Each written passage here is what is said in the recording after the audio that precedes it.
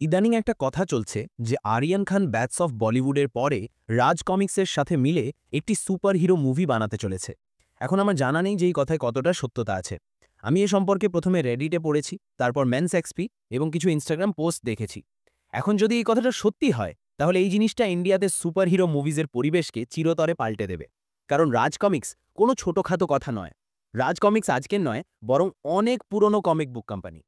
আমার এবং আমার মতো বহু মানুষের পুরো শৈশব কেটেছে নাগরাজ, সুপার কমান্ডো ধ্রুব, শক্তি, তিরঙ্গা এবং পরমাণুর মতো অসাধারণ ক্যারেক্টারের স্টোরি পড়তে পড়তে। এখন এদের সবার লাভ। সে আমরা রাজ কমিক্সের কথা বলি, ফিল্ম মেকার্সের কথা বলি বা ফ্যানের কথা বলি, সবাই এতে জিতছে। কিন্তু হয়তো ব্যাপারটা এতটাও সিম্পল নয়।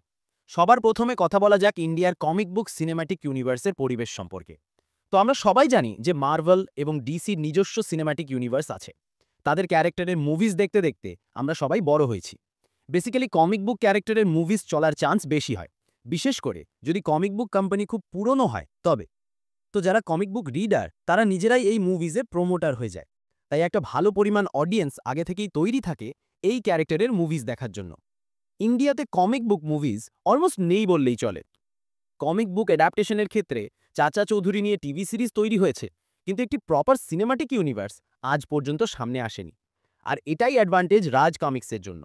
রাজ কমিক্স 40 বছরের পুরনো কমিক বুক কোম্পানি। তো যদি রাজ কমিক্সের ক্যারেক্টার নিয়ে মুভি হয়, তবে যেমন মার্ভেল এবং ডিসির ফ্যান আগে থেকেই রেডি ছিল, তেমনই রাজ কমিক্সের ক্যারেক্টারের জন্য ফ্যান রেডি থাকবে। এখন কথা বলা যাক সিনেম্যাটিক ইউনিভার্স নিয়ে।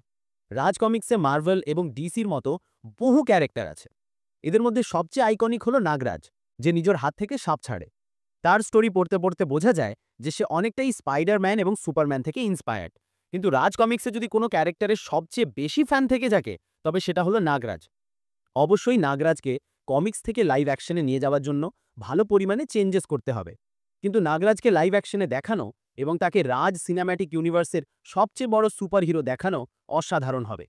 এরপরে কথা বলা যাক রাজনাগারের সুপার কমান্ডো ধ্রুবর। তো এ হলো একজন প্যাডেড কমান্ডো ফোর্সের, যাকে ক্যাপ্টেন ধ্রুব বলা হয়। কমান্ডো ফোর্স একটি government approved crime fighting organisation. আপনি একে মার্ভেলের শিল্ড এবং ডিসির আর্গাসের সাথে কম্পেয়ার করতে পারেন। সুপার কমান্ডো ধ্রুব আমার মতে সবচেয়ে ইজি ক্যারেক্টার হবে কমিক্স থেকে লাইভ অ্যাকশনে নিয়ে যাওয়ার জন্য। কথা বলা যাক পরমাণুর। তো আপনি এর নাম থেকেই আইডিয়া পেয়ে গেছেন যে পরমাণু নিজের সাইজকে ছোট করতে পারে। এ একজন পুলিশ অফিসার, যে তার পাওয়ার পায় তার সুপার স্যুট থেকে, যাকে তার আঙ্কেল বানিয়েছে। এই ইউনিভার্সে একজন আর রেটেড ক্রাইম ফাইটারও আছে, ডোগা। ডোগার কাছে কোনো সুপার পাওয়ার নেই, তার কাছে অসাধারণ কমব্যাট স্কিল আছে। সে মার্শাল আর্টস এবং বক্সিংয়ে এক্সপার্ট, আর সে কুকুরের সাথে কথা বলতে পারে। এই মুম্বাইয়ের প্রোটেক্টর খারাপকে দূর করতে কোনো ত্রুটি রাখে না। তার জন্য একে বড় থেকে বড় ওয়েপন্সই কেননা ইউজ করতে হোক। এই সবের বাইরে একটি ফানি সাইডও আছে ইউনিভার্সের, যে হলো বাকেলাল। বাকেলালের উপর অভিশাপ আছে যে সে যারই খারাপ করতে চাইবে সেই লোকটার সাথে সবই ভালো হবে। এই জিনিসটা বাকেলালের অ্যাডভেঞ্চারকে খুবই ফানি করে তোলে। এখানে এই ইউনিভার্সে একজন ডার্ক ফ্যান্টাসি ক্যারেক্টার ভকালও আছে। সরি, গুরু ভকাল, যার কাছে আছে ভকাল শক্তি, যা বিলং করে তার গুরুকে। এই সবের বাইরে এখানে আরও ক্যারেক্টার আছে। তিরঙ্গা, যার নামও এমনই, ভেড়িয়া, ইন্সপেক্টর স্টিলের মতো ক্যারেক্টারের স্টোরিও অসাধারণ। তো এখন দেখুন, যদি রাজ সিনেম্যাটিক ইউনিভার্স সামনে আসে, তবে ইজিলি প্রথমে 4 থেকে 5 অরিজিন স্টোরি সামনে আনা যেতে পারে। অবশ্যই ভালো পরিমাণ মডার্ন টাচ দিতে দিতে, কারণ এই স্টোরিগুলো খুবই অন্য সময়ের।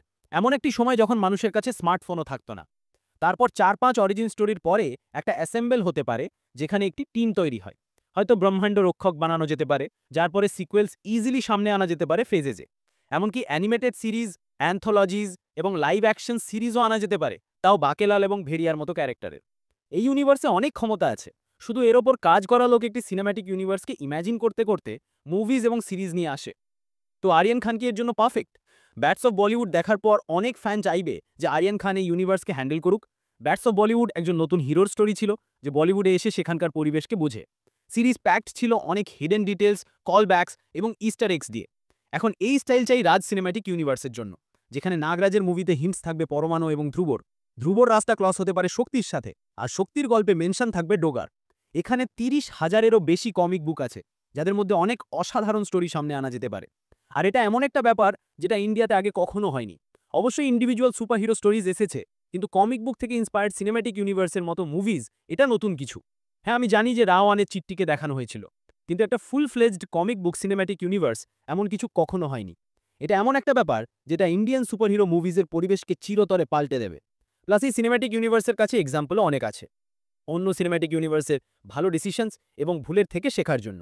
মার্ভেলের স্ট্রিমিংয়ের উপর মনোযোগ দিতে গিয়ে প্রয়োজনের চেয়ে বেশি প্রজেক্টস নিয়ে আসার ভুল, ডিসি ডিরেক্টরসদের ক্রিয়েটিভিটি লিমিট কমানো, আননেসেসারি ক্রিয়েটিভ ইন্টারফারেন্সের ফলে ডিসিইউ ডুবে যাওয়া, লেসার নন ট্যালেন্টেড অ্যাক্টরসকে সুযোগ দেওয়া যাতে লং বা কন্ট্রাক্ট বানানো যেতে পারে এবং একই ক্যারেক্টারকে সেই অ্যাক্টর ভালো পরিমাণে সময় ধরে প্লে করতে পারে, ফিমেল সুপার হিরোজের ওপর সঠিক সময়ে সোলো প্রজেক্টস নিয়ে আসা, নাকি ব্ল্যাক উইডো মুভির মতো যেখানে সে মারা গেল এন্ড গেমে আর তার গল্প পরে আনা হলো। কিছু ডিরেক্টরসকে ততটাও খোলা ছেড়ে না দেওয়া যাতে সেটা টাইকা ওয়াইটিটির মতো থর লাভ অ্যান্ড থান্ডারের ব্লান্ডার বানিয়ে ফেলে। আর প্রতি সুপার হিরোর একটি ট্রিলজি সামনে নিয়ে আসা হয় একটি পূর্ণ ডেডিকেশনের সাথে।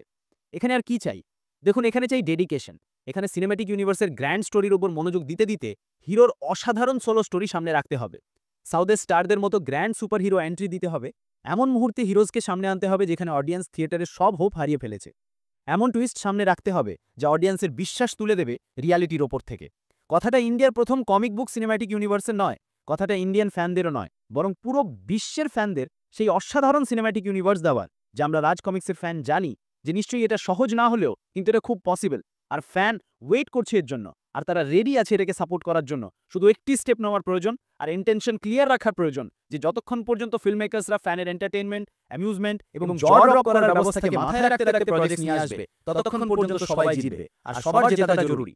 তো বন্ধুরা, ভিডিওটি তোমাদের কেমন লাগলো অবশ্যই কমেন্ট করে জানাতে ভুলবে না। ভিডিওটি ভালো লাগলে লাইক করো, শেয়ার করো, আর চ্যানেলটি এখনো সাবস্ক্রাইব না করে থাকলে এখনই সাবস্ক্রাইব করো। তো দেখা হচ্ছে নেক্সট ভিডিওতে। বাই বাই, ভালো থেকো, সুস্থ থেকো, আল্লাহ হাফেজ।